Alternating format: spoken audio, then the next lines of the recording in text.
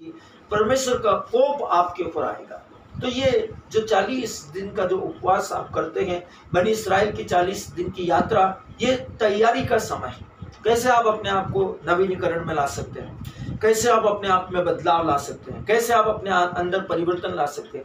योना नबी के द्वारा निनवे शहर के लोगों को आप देख सकते हो। परमेश्वर ने योना को निर्देश दिया था, जाकर भविष्यवाणी कर निनवे शहर के लोगों के लिए। योना ने क्या कहा? 40 दिन के अंदर ईश्वर इस शहर को नष्ट करने वाला है।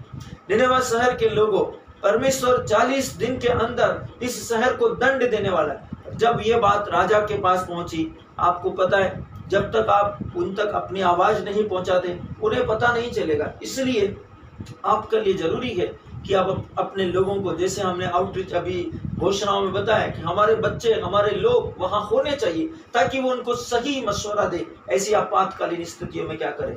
जब योना ने घोषणा की, तब जब राजा को पता चला, राजा ने एक आदेश दिया, एक इमीडिएटली मीटिंग बिठाई और अध्यादेश पास किया गया।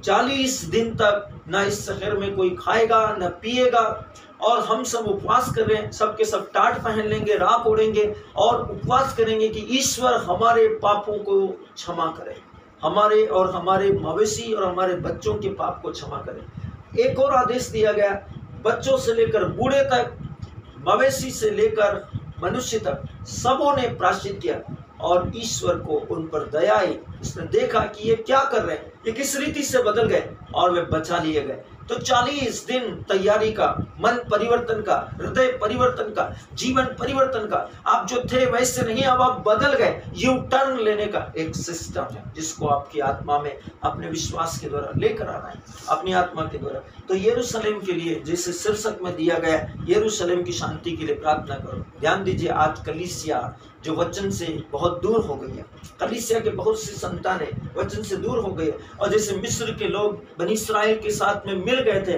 वैसे कलीसिया के लोग अन्य जातियों में विवाह कर अन्य जातियों में अपनी संतानों को दे देकर, और बहुत सी चीजें जो परमेश्वर नहीं चाहते। परमेश्वर चाहते हैं कि परमेश्वर के लोग परमेश्वर की उपस्थिति, परमेश्वर की प्रेजेंस में चले, परमेश्वर की साथ चले, परमेश्वर की आज्ञाओं को माने, परमेश्वर के वचनों का पालन करे, परमेश्वर की विधियों का पालन करे। स्मरण कीजिए, जब आदम ने आज्ञा का उल्लंघन किया, वो आदम से बाहर हो गए।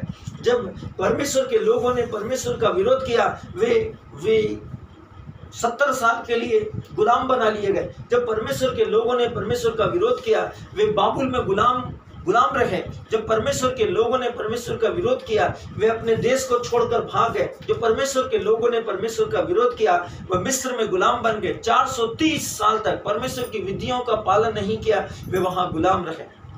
आपको समझना पड़ेगा, आपके लिए परमेश्वर का निर्देश है। यरूशलेम आप है। यीशु मसीह ने कहा, हम हैं परमेश्वर का यरूशलेम, आत्मिक दुल्हन, सजी सजाए दुल्हन। आप कैसे सजे हुए?